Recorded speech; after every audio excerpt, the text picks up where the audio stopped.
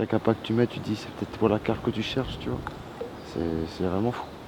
J'ai l'impression que je joue aux échecs et que je dispose des pions, tu sais. Ou comme quand tu fais des basses, quand t'es gamin avec tes copains et que tu plais. Ah, le tireur, je vais le mettre là. Le bouclier, je vais le mettre là. Le méchant ninja, je vais le cacher là. C'est pareil.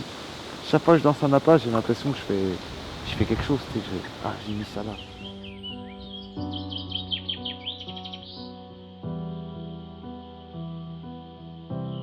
Bienvenue sur une eau qui est très spéciale pour moi. C'est un peu mon petit jardin secret.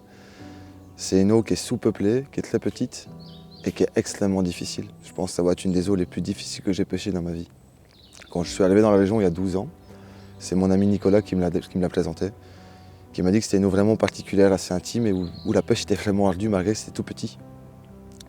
La première fois qu'il a commencé à montrer des clichés, j'ai vu des poissons aux souches vraiment particulières qui m'ont vraiment tapé dans l'œil. Dont une foulie qui m'avait vraiment marqué l'esprit. Un poisson qu'il avait pris en 99 à 12 kilos, c'était une des plus belles carpes que j'ai vues de ma vie. À force qu'il m'en parle et qu'il me parle de la difficulté de ce site, il me l'a montré. Je suis arrivé sur ces berges et tout de suite ça m'a fait rappeler la Belgique. Les anciens canaux désaffectés, les petits bras morts de mon pays, cette pêche très minimaliste avec beaucoup d'obstacles et avec peu de poissons difficiles à leurrer. Les premières parties de pêche que j'ai commencé ici, comme c'était un endroit sous-peuplé, assez long en longueur, comme c'est une topographie, c'est un bras mort, donc c'est tout en longueur. On a vite fait de se tromper de poste. Je suis parti sur une ALT de 3 semaines et je suis venu pêcher. La première partie de pêche, j'ai fait des touches. J'ai fait un poisson d'une bonne taille, un poisson moyen et un petit poisson. J'ai fait le petit poisson sur une canne et les deux autres poissons sur mon autre canne. J'étais très content, je me dis super, je commence à pêcher là, je fais 3 poissons, super. J'amorce un autre poste avec moins d'obstacles. Aussi pendant 2-3 semaines, je viens pêcher et je vis exactement le même scénario. Je reprends le même grand poisson, le même poisson moyen et le même petit poisson avec la même configuration. J'avais jamais rencontré ça sur les années de pêche que j'avais déjà derrière moi, j'avais jamais rencontré ça de ma vie, ça m'a intrigué, ça m'a alpagué. Du coup, j'ai commencé à m'intéresser au secteur plus, à beaucoup plus repérer, à faire des ALT, à observer mes amorçages, à commencer à plonger, à me balader en bateau. Bref, à vraiment faire beaucoup d'efforts pour vraiment très peu de résultats. Et là, on peut faire le résumé en 12 ans. En 12 ans, j'ai pris 9 poissons différents pour 24 poissons sortis. Et je pense que sur mon parcours de pêcheur, c'est certainement l'endroit où j'ai investi le plus de temps, le plus d'amorçage, le plus de temps d'observation et le plus de temps de pêche pour un résultat qui est vraiment minimal. C'est ridicule, c'est ridicule. Mais par contre, il y a des poissons extraordinaires. J'ai pris plusieurs fois des poissons magiques, comme cette foulie que je voulais prendre et qui m'a amené ici. C'est un poisson que j'ai pris plusieurs fois. J'ai pris un jeune poisson que Nicolas avait pris à 8,5 kg en 99. C'est un poisson que j'ai pris à plus de 18 des années plus tard. D'ailleurs, c'est un des derniers poissons que j'ai pris ici il y a quelques années. Et là, nous sommes revenus tenter notre chance pendant un petit 48 heures. Donc j'avais fait bien mes devoirs, j'étais venu amorcer à l'avance.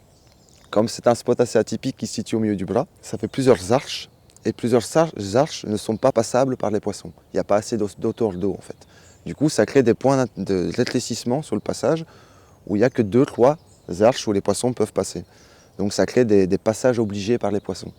Comme on est en automne et que les poissons se déplacent beaucoup, j'ai misé là-dessus. J'ai amorcé sur les passages que je voyais depuis une semaine. Les appâts sont partis très vite, même des 3-4 kg par jour partaient, donc j'étais très enthousiaste. Dans une eau avec si peu de poissons, une telle quantité d'appâts placés qui disparaissent après 24 heures est un signe normalement très encourageant. Dans ce genre de pêche, j'ai continué à faire mes amorçages assez éparpillés sur tous les passages pour voir quel passage était emprunté par les poissons par leur alimentation. Les appâts sont partis pendant 3 jours assez fortement. À partir du 4e jour, un petit peu moins. Et depuis qu'on est en action de pêche, les appâts restent et ça devient très difficile. Un autre facteur qui est à prendre en compte dans une pêche comme celle-ci, c'est comme c'est des postes de passage mais avec peu de poissons, au final on se retrouve avec extrêmement peu de passages. Donc il faut des montages qui sont extrêmement agressifs et qui piquent le plus vite possible. On n'a pas 15 chances. Si un poisson manipule son lèche, il faut vraiment espérer de le piquer, sinon on risque d'avoir cette seule chance-là et de ne pas la concrétiser par un départ. Donc les montages, dans ce contexte-ci, sont importants qu'ils se repositionnent à leur place d'une façon correcte quand ils ont été manipulés et surtout qu'ils soient le plus agressifs possible. Donc dans cette optique-ci, j'ai utilisé des combi-links avec un appât un peu trafiqué, donc un morceau de dumbbell avec un chapeau en pop-up pour que ce soit un petit peu mouvant et que ce soit un petit peu visuel, mais pas non plus extrêmement baladant et flagrant, et avec un hameçon assez conséquent et un montage vraiment, pour moi, est un montage assez agressif, assez court, un inline, du matériel combiné. Pour moi, ce genre de montage est assez agressif. Et malgré tous ces efforts-là, c'est 48 heures, il ne s'est rien se passé du tout. J'ai pris beaucoup de blancs. Les blancs étaient comme des dingues et je pense que c'est eux qui ont mangé une grosse partie de mon amorçage antérieur d'ailleurs. Des carassins et des brèmes. Et on n'a pas vu une seule carpe. Donc ce genre d'eau, on a beau avoir beaucoup de recul, je dois avoir une centaine de nuits dessus et des mois d'observation, peut-être même une année d'observation. Je connais bien les poissons, ceux que j'attrape, je sais comment les attraper régulièrement, etc. Et malgré tous ces facteurs-là, dans une eau aussi peu peuplée et avec une configuration aussi atypique, on a vite fait de passer à côté. Et c'est ce qui vient de se passer. Ça fait 48 heures que je suis ici, j'ai pas vu la queue d'une carpe. J'ai même pas vu un indice qui aurait pu me motiver sur continuons cet amorçage dans le temps. Il s'est juste rien passé, quoi. Et c'est un peu le résumé de ce genre de site. On peut donner beaucoup d'investissement, beaucoup d'efforts, beaucoup d'énergie et de motivation, mais quand une erreur ou si on ne fait pas les bons choix au bon moment, on prend juste pas de poisson. Et ce jeu-là peut durer des mois et des mois et des mois. Je compte plus le nombre de parties de pêche où j'ai passé ici à regarder mes cannes, à regarder cet environnement qui est très joli, mais à ne rien faire du tout.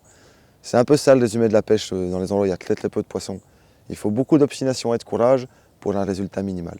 C'est ce qui en fait, je pense, le charme.